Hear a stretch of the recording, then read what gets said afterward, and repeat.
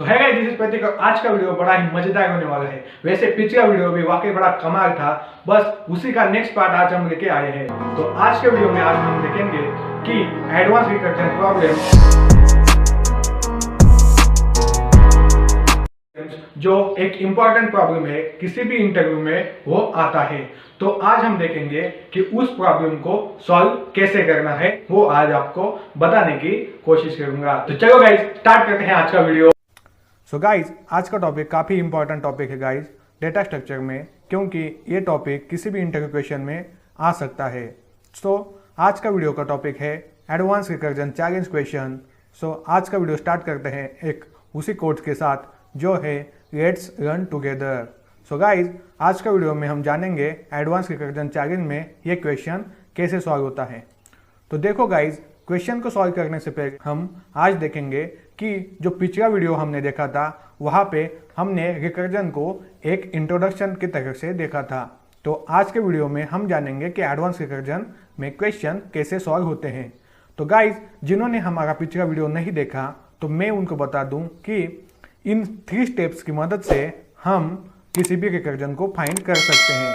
तो कौन से हैं वो 3 स्टेप्स? तो गाइज, फर्स्ट स्टेप है फाइंड द बेस केस, दूसरी स्टेप है find the sub problem and find the relation between the problem and sub problem. वैसे ही थर्ड स्टेप है generalise the relation. So guys, ये जो 3 स्टेप है ये हमें याद आना बहुत ज़्यादा जरूरी है। तो गाइज, जैसे हमने पिछला वीडियो देखा था वहाँ पे हमने कुछ एग्जाम्पल सॉल्व किए थे, तो उसी में हमने इन तीनों स्टेपों को बहुत ही ज़्यादा अच्छे से यूज़ किया था और उनकी जो कंसेप्ट है वो भी ज़्यादा क्लियर हुई थी। तो मैं एक कमेंट करूँगा, जिन्होंने आज अभी तक वो वीडियो नहीं देखा तो मैं उसके लिंक यहाँ पे दे दूँगा। तो प्लीज़ जाके उस वीडियो को पहले देखो, बाद में ही आपको ये वीडियो समझेगा। तो गाइज, स्टार्ट करते हैं आज के क्वेश्चन से। तो आज का क्वेश्चन है गाइज कि find the number of ways in n into m matrix. तो गाइज, ध्यान से देखिए इस क्वेश्चन को, क्योंकि ये क्वेश्चन काफ़ी ज़्यादा बार आपको आने वाला है इन फ्यूचर, क्योंकि ये क्वेश्चन जितना सीधा दिखता है उतना सीधा है नहीं। तो पर हम उसको काफ़ी सीधी तरीके से समझने की कोशिश करेंगे। तो देखो गाइज कि हमें find the number of ways, जो नंबर ऑफ वेज हैं वो फाइंड करने हैं किसके? तो n इंटू m मैट्रिक्स जो है। क्वेश्चन को हम सॉल्व करने से पहले मैं आपको कुछ कंसेप्ट क्लियर कर देता हूँ। तो देखो गाइज, यहाँ पे मैंने एक मैट्रिक्स ली हुई है n इंटू m की। n मतलब होते हैं नंबर ऑफ रोज और m मतलब होते हैं नंबर ऑफ कॉलम्स। तो गाइज, जैसे आपको मैं एक कहानी के तरह आपको समझाने की कोशिश करूँगा। तो देखो गाइज, ये आपका दोस्त है और इसको उसके घर जाना है। तो सिर्फ आपको ये बताना है कि आपके दोस्त को उसके घर जाने के लिए कितने वेज में जा सकता है, कितने ऑप्शंस है उसको उसके घर जाने के लिए, मतलब किस तरीके से या कितने टाइप से वो अपने घर जा सकता है। तो बस सिंपल सा आपको इसका आंसर अगर आ गया तो बस आपको आपका इस क्वेश्चन का आंसर मिल जाएगा।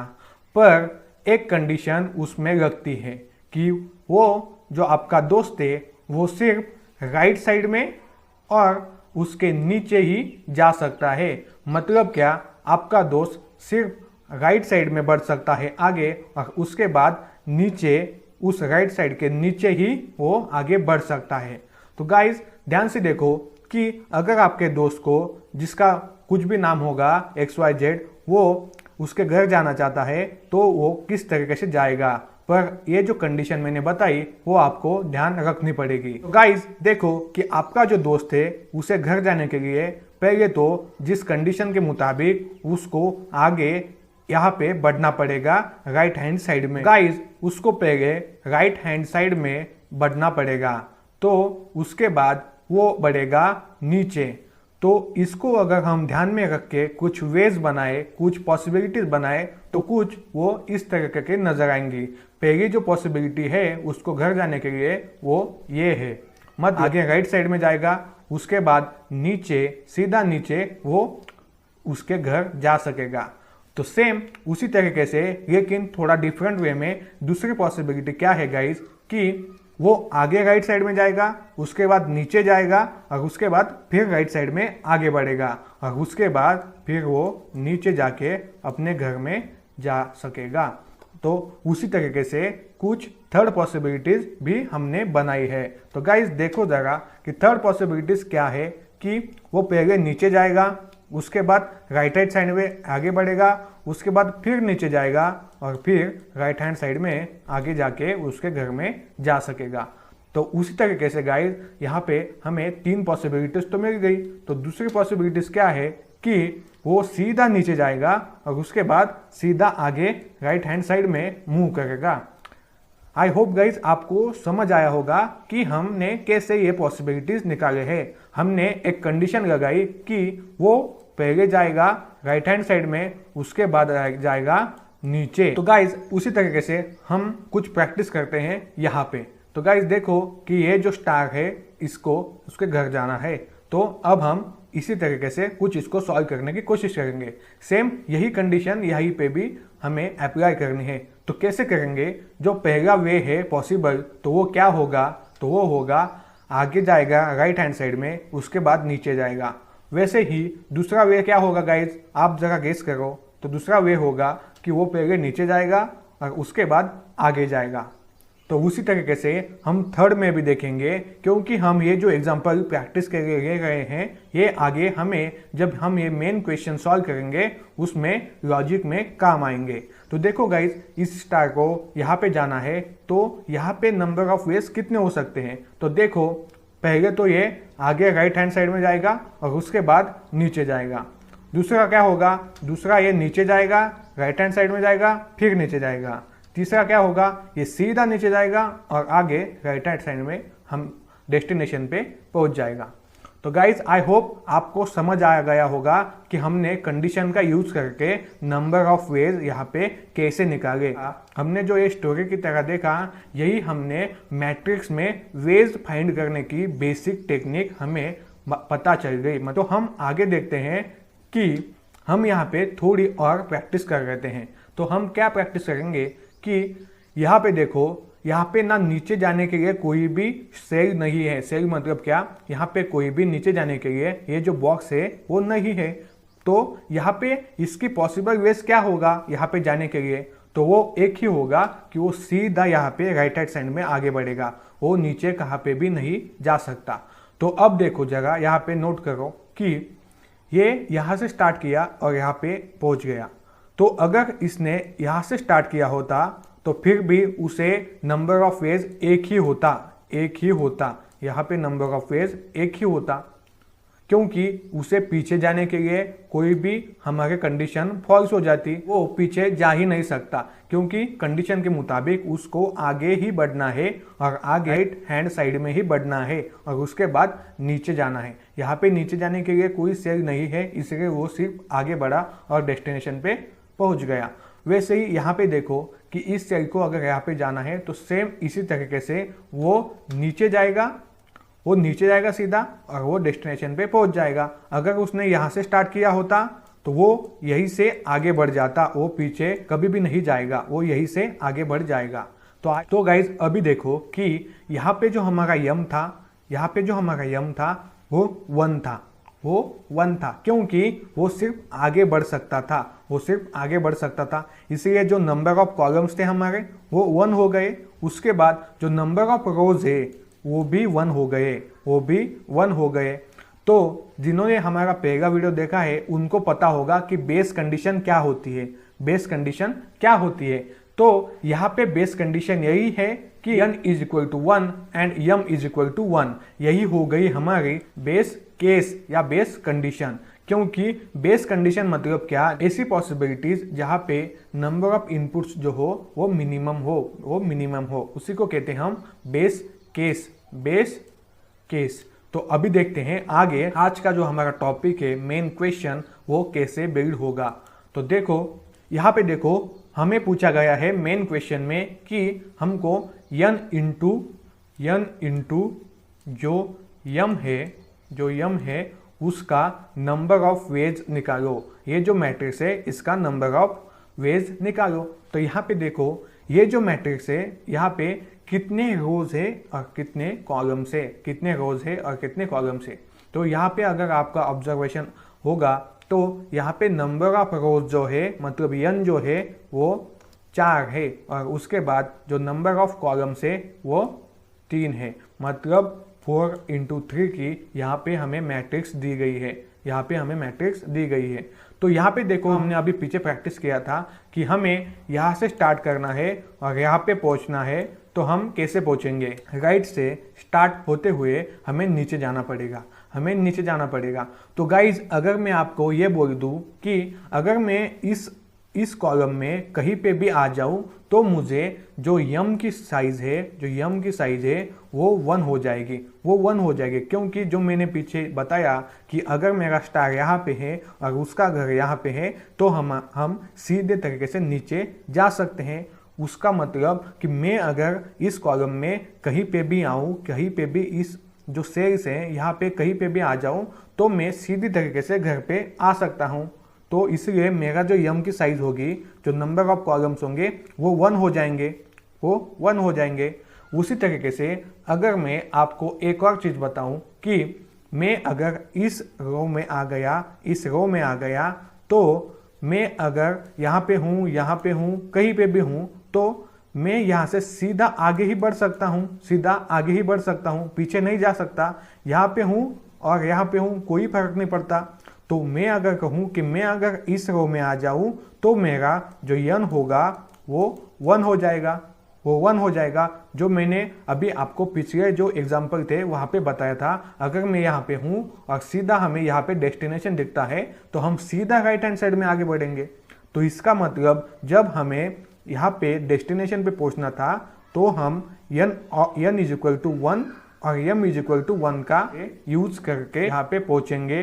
तो गाइज अगर नहीं समझा तो सिंपल वे में देखते हैं। तो देखो अगर मुझे यहाँ पे पहुँचना है तो मैं कैसे आऊँगा, पहले तो मेरा वे होगा यहाँ से सीधा यहाँ पे आ सकता हूँ या फिर मैं यहाँ से सीधा नीचे आ सकता हूँ। यहाँ पे 2 कंडीशन हो गई गाइज कि n = 1 और m = 1।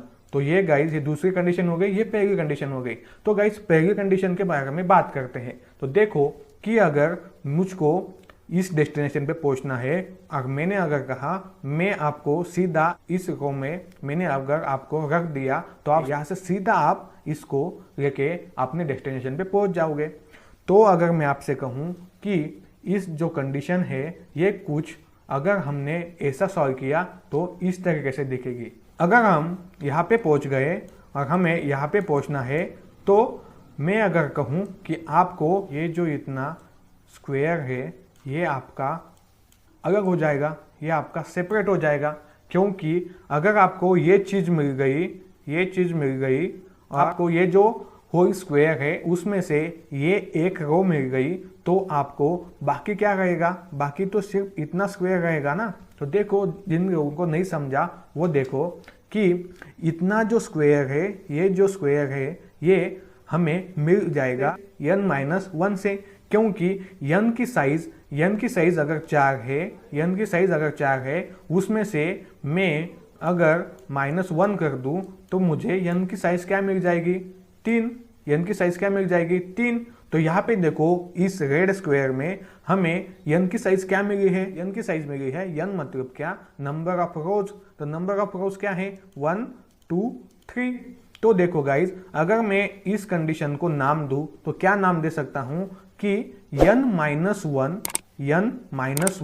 मतलब n-1 क्यों, क्योंकि हमारा नंबर ऑफ रोज जो है n की वैल्यू जो है वो 4 है, उसमें से हमने अगर 1 को माइनस कर दिया तो हमें मिल जाएंगे 3। थोड़ी बहुत आइडिया तो हमें पहली कंडीशन की लग गई। तो हम अभी देखते हैं कि दूसरी कंडीशन अगर हम देखें तो हमें पहली कंडीशन ज़्यादा समझ आएगी। तो देखो गाइस दूसरी कंडीशन समझते हैं कि इस कॉलम में किसी ने आपको रख दिया और आपको बोला कि आपका डेस्टिनेशन यहाँ पे है और आपको यहाँ से यहाँ पे आना है, तो आप कैसे आ जाओगे। कंडीशन को ध्यान में रखते हुए हम यहाँ से सीधे नीचे आ सकते हैं, तो मैंने यहाँ से इस कंडीशन से एक वैल्यू निकाली कि यहाँ पे अगर किसी को भी रख दिया जाए तो यम की वैल्यू 1 हो जाएगी, क्योंकि अगर मैं यहाँ से भी नीचे आ सकता हूँ, यहाँ से भी नीचे आ सकता हूँ और यहाँ से भी नीचे आ सकता हूँ। तो इसलिए मैं यहाँ पे हूँ, यहाँ पे हूँ, यहाँ पे हूँ, वहाँ पे यम की जो वैल्यू है वो 1 हो जाएगी। तो कॉलम है, ये जो कॉलम है इसको हमें अगर इससे सेपरेट करना होगा तो हमें ये इतना जो पोर्शन है ब्लैक वाला वो मिल जाएगा, क्योंकि अगर मैं कहूँ कि यम की साइज 3 है, उसमें से अगर मैं एक माइनस कर दूँ तो मुझे मिल जाएगा 2, मतलब नंबर ऑफ जो कॉलम्स है वो हो जाएंगे 2। तो देखो गाइज, इस जो पोर्शन मैंने यहाँ से निकाला वहाँ पे नंबर ऑफ रोज कितने हो जाएंगे, वो हो गए 2। तो अगर आपको नहीं समझा तो बेटर अंडरस्टैंडिंग के लिए देखो गाइज, ये हमने यहाँ से यहाँ पे ला दिया और यहाँ पे देखो कि ये जो मैंने यहाँ से निकाला वो कैसे दिखेगा, वो दिखेगा कुछ इस तरीके से, कुछ इस तरीके से। तो थोड़ा ज़्यादा इजी वे में बताने की कोशिश करता हूँ। मैं ये जो फिगर है इसको अगर मैं किसी फंक्शन का नाम देना चाहूँ, किसी फंक्शन में इसको रिप्रेजेंट करना चाहूँ, तो देखो गाइज हमें दिया है n इंटू यम का मैट्रिक्स। तो मैं अगर कहूँ इसको फंक्शन ऑफ n इंटू यम, तो गाइज ये जो फंक्शन हुआ ये होगा function of n and m का। तो वैसे ही हमें ये जो पोर्शन है और ये जो पोर्शन है ये कैसे मिला, तो देखो गाइज इसको हमने 2 कंडीशन में डिवाइड कर दिया। तो अगर हमें n और m 1 मिल गए तो हम रिटर्न क्या कर देंगे, 1 कर देंगे आगे। देखो गाइज हम कोड भी देखने वाले हैं आगे, तो यहाँ पे सिर्फ आप अपना जो कंसेप्ट है वो क्लियर करो। तो देखो गाइज, मैं अगर कहूँ हमें पहली कंडीशन कुछ इस तरीके से मिली थी, कैसी, function of n minus 1 comma m, और हमें जो दूसरी कंडीशन मिली थी, मतलब ये जो हमें जो ग्रीन वाला पोर्शन मिला था वो कुछ इस तरीके से मिला था। हमें यहाँ पे जो कंडीशन मिली इस ग्रीन पोर्शन के लिए वो क्या थी, function of n comma Yama minus 1। तो हमने यम माइनस 1 क्यों किया, यम हमारा था नंबर ऑफ कॉलम्स। अगर हमने नंबर ऑफ कॉलम से एक माइनस कर दिया तो हमें नंबर ऑफ कॉलम्स जो थे वो 2 मिल गए। वैसे ही हमने अगर यहाँ पे नंबर ऑफ रोज में से एक माइनस कर दिया तो हमें यहाँ पे क्या मिल गया, नंबर ऑफ जो रोज थे वो 3 हो गए 4 से। तो गाइज आई होप आपको थोड़ा बहुत आइडिया आ गया होगा इस कंडीशन के बारे में कि हमने इसको कैसे डिवाइड किया। तो क्वेश्चन क्या था वो भी याद रखो, क्वेश्चन था नंबर ऑफ वेज हमें फाइंड करने हैं यहाँ से, कि हम यहाँ से यहाँ पे कैसे जा सकते हैं n इंटू यम मैट्रिक्स के। तो मैंने बोला कि मुझे 4 की मैट्रिक्स मिली है, 4 इंटू 3 की मैट्रिक्स मिली है, उसमें से मुझे 2 कंडीशन मिल गई, यम इज इक्वल टू 1 और n is equal to 1 put करके मुझे f of n minus 1 comma m और f of n comma Yama minus 1, ये 2 कंडीशन मिल गई। तो इस वेज में हम इसको, तो इन दोनों वेज में हम यहाँ पे जो मैट्रिक्स है उसको फॉर्म कर सकते हैं। तो देखो गाइज, हम इसको थोड़ा कोड के फॉर्म में समझते हैं कि कैसे कोड यहाँ पे काम करता है। तो देखो मैंने यहाँ पे एक लॉजिक बिल्ड किया था इस हमारे प्रॉब्लम के बारे में, तो अब हम इसको कोड को समझते हैं। तो देखो गाइज, इंट काउंट नाम का मैंने फंक्शन दिया है, यहाँ पे आप कोई भी नाम दे सकते हो। तो वहाँ पे मैंने 2 पैरामीटर पास किए हैं, तो कौन से, इंट n और इंट यम, ये 2 पैरामीटर पास किए। तो मैंने ये 2 पैरामीटर क्यों पास किए, n जो है हमारा वो है नंबर ऑफ रोज और ये जो यम है वो है नंबर ऑफ कॉलम्स, इसलिए मैंने 2 पैरामीटर पास किए, n और यम, जिसको मैंने इंटीजर टाइप दिया। तो उसके स्कोप में गाइज देखो एक इफ स्टेटमेंट लिखा है जहाँ पे कंडीशन दी है n इक्वल टू 1 है एंड यम इक्वल टू 1 है, तो मुझे रिटर्न करो 1, तो मुझे रिटर्न करो 1। तो देखो गाइज, अगर मेरा n 1 है और यम जो है वो भी 1 है तो मुझे वही से रिटर्न कर दो 1। अगर वो 1 नहीं है तो मुझे क्या रिटर्न करो, तो मुझे रिटर्न करो वो फंक्शन, वो जो फंक्शन है वही रिटर्न कर दो। तो गाइज यहाँ पे देखो हम रिकर्जन पढ़ रहे हैं, थोड़ा ध्यान दो कि हमने फंक्शन को ही यहाँ पे कॉल किया है, फंक्शन को ही फंक्शन में कॉल किया है। तो रिकर्जन का जो हमने डेफिनेशन देखा था कि किसी भी फंक्शन अपने आप को कॉल करता है उसको रिकर्जन कहते हैं। तो यहाँ पे रिकर्जन से मदद से हम प्रॉब्लम सॉल्व कर रहे हैं। तो जिनको कंसेप्ट नहीं क्लियर हुआ है रिकर्जन का वो यहाँ पे देख सकते हैं कि देखो काउंट फंक्शन को हमने यहाँ पे कॉल किया, मुझे रिटर्न करो count of n minus 1 comma m, count of n minus 1 comma m, ये एक कंडीशन हो गई। प्लस मुझे ऐड उसके साथ एक और कंडीशन चाहिए रिटर्न में। तो क्या चाहिए, count of n comma m minus one, count of n comma m minus one, ये दो कंडीशन मुझे रिटर्न कर दो आगे। तो गाइस यहाँ पे देखो, हमने जब पहले के वीडियो में देखा था रिकर्जन के, तो वहाँ पे हमने देखा था कि मतलब हम कोई भी रिकर्जन फंक्शन यूज कर रहे थे, वहाँ पे हम सिर्फ एक ही जो स्टेटमेंट था हम वही रिटर्न कर रहे थे। पर यहाँ पे हमने क्या, दो कंडीशन रिटर्न की है, वहाँ पे हमने सिर्फ एक कंडीशन रिटर्न की थी। समझ आ रहा होगा कि यहाँ पे बेस कंडीशन क्या है, यहाँ पे बेस कंडीशन क्या है, क्योंकि हमें बेस कंडीशन फाइंड करनी है। तो देखो गाइज, बेस कंडीशन यहाँ पे है कि जो ये इफ स्टेटमेंट है यही है हमारी बेस कंडीशन। हमें 3 स्टेप में ही एग्जांपल सॉल्व करना है। बेस केस हमें फाइंड हो गई, तो हमें अब जो सब प्रॉब्लम है उसको और जो मेन प्रॉब्लम है उसमें रिलेशन फाइंड करना है। तो वो कैसे होगा, इजी वे में समझो कि मैं अगर कहूँ कि ये जो रेड वाला पोर्शन है ये, और मैंने जो यहाँ पे यूज़ किया है n-1 वाला पोर्शन, ये इन दोनों को अगर मैं ऐड कर दूं तो मुझे ये जो स्क्वायर है मेन स्क्वायर वो मिल जाएगा क्या। तो आपका जवाब होगा हाँ, क्योंकि इसमें अगर मैं ये ऐड कर दूं तो मुझे ये जो कंप्लीट जो है वो मिल जाएगा, ये जो कंप्लीट फिगर है वो मिल जाएगी। तो गाइस वही है हमारा मेन प्रॉब्लम। वैसे ही यहाँ पे देखो कि मैं अगर कहूँ ये जो ग्रीन वाला पोर्शन है ये और ये जो साइड वाला पोर्शन है, इन दोनों को अगर मैं ऐड कर दूं तो हमें ये फिगर मिल जाएगी क्या। तो आपका जवाब होगा हाँ, ये भी मिल जाएगी। तो गाइज इसी को हमने दो टाइप में डिवाइड कर दिया। एक हो गई हमारी ये सब प्रॉब्लम और एक हो गया हमारा ये सब प्रॉब्लम। तो ये जो दो सब प्रॉब्लम्स है इनको हमने रिटर्न किया है आगे। तो देखो जैसे कि मैंने यहाँ पे कोड में बताया कि हमें जो ये जो रिटर्न करना था count n-1 comma m plus count n comma m minus one, ये जो दो थे, ये जो दो सब प्रॉब्लम थे, ये हमने आगे रिटर्न कर दिए। सो आई होप आपको दोनों को वो रिलेशन समझ आ गया होगा। और जो हमारा थर्ड केस है, जो हमारा थर्ड केस बचा हुआ है जो जनरलाइज करता है उन दोनों के रिलेशन को, वो हमने यहाँ पे किया है। क्या है वो, जो उनको फंक्शन के फॉर्म में पुट कर देना। फंक्शन के फॉर्म में कैसे पुट किया, देखो कि हमने यहाँ पे भी पुट कर दिया फंक्शन के फॉर्म में इस मैट्रिक्स को, और ये जो हमारा सब प्रॉब्लम्स है उसको भी हमने फंक्शन के फॉर्म में पुट कर दिया, जो हमारा फर्स्ट सब प्रॉब्लम था। और यहाँ पे हमने जो सेकंड सब प्रॉब्लम है उसको फंक्शन के फॉर्म में पुट कर दिया। तो यही हो गया हमारा जनरलाइज फॉर्म, जिसको हमने यहाँ पे कोड के रूप में पुट कर दिया। ये जो हमने नीचे स्टेटमेंट लिखा है ये काफ़ी ज़्यादा इम्पॉर्टेंट है, क्योंकि इन दोनों का एडिशन हमारा जो मेन प्रॉब्लम है उसको रिटर्न करेगा, उसके बराबर रिटर्न होगा। सो आई होप आपको समझ आ गया होगा। So thank you for watching guys, please do subscribe and like and share our video. So next video coming soon. So आज के वीडियो में इतना ही गाइज, फिर मिलेंगे नेक्स्ट वीडियो में, तब तक के लिए बाय।